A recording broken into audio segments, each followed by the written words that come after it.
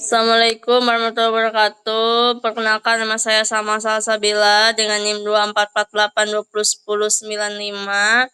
Di sini saya akan mempresentasikan tentang autoimmune disease. Selamat menyaksikan. Autoimun adalah penyakit yang merupakan sistem imun tubuh yang menyerang sel-sel tubuh, di mana autoimun ini merupakan serangan terhadap diri sendiri. Tipe autoimun yaitu yang pertama adalah diabetes tipe 1, multiple sklerosis, lupus, dan rheumatoid arthritis. Simptom gejala artritis rheumatoid adalah rasa lelah, kekakuan sendi, nyeri, dan pembengkakan. Multiple sklerosis, kelelahan, kehilangan penglihatan, dan hilangnya keseimbangan.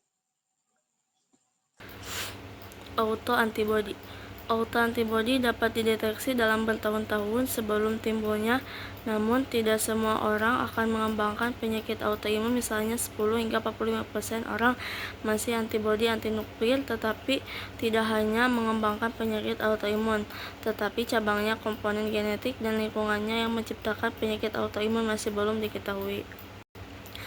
Autoimun dapat disebabkan oleh antibodi autoimun dan sel T autoimun, namun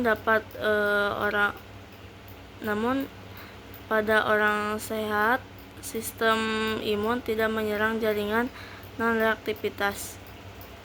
Terjadi jaringan tubuh sendiri disebut toleransi imun. Role of antibody. Antibodi mengikat dan menetralkan patogen atau menandainya untuk dihilangkan oleh sistem imun. Sel B adalah sumber antibodi dalam tubuh. Sel muncul dari sel induk di sumsum tulang, dan sel di sumsum tulang itulah antibodi yang dibuat sel B mulai terbentuk.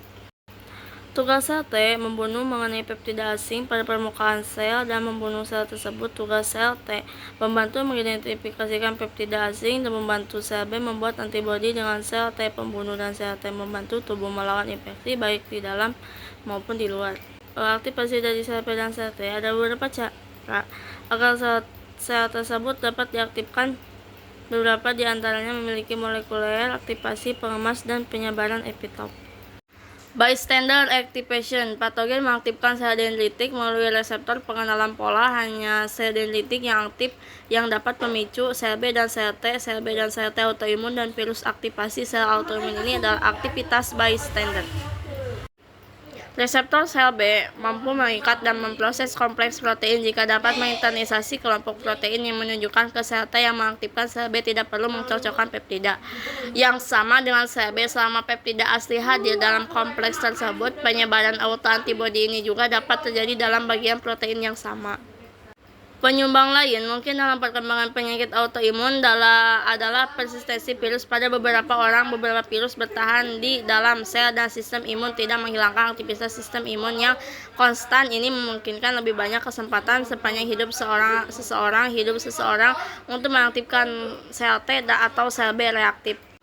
Symptoms depend on. Gejala ada pada target antigen adalah seperti diabetes tipe 1 akan membatasi pada satu organ tersebut, pankreas, namun targetnya terdapat banyak organ seperti pada lupus, maka antibodi dapat menyebabkan kerusakan pada banyak organ.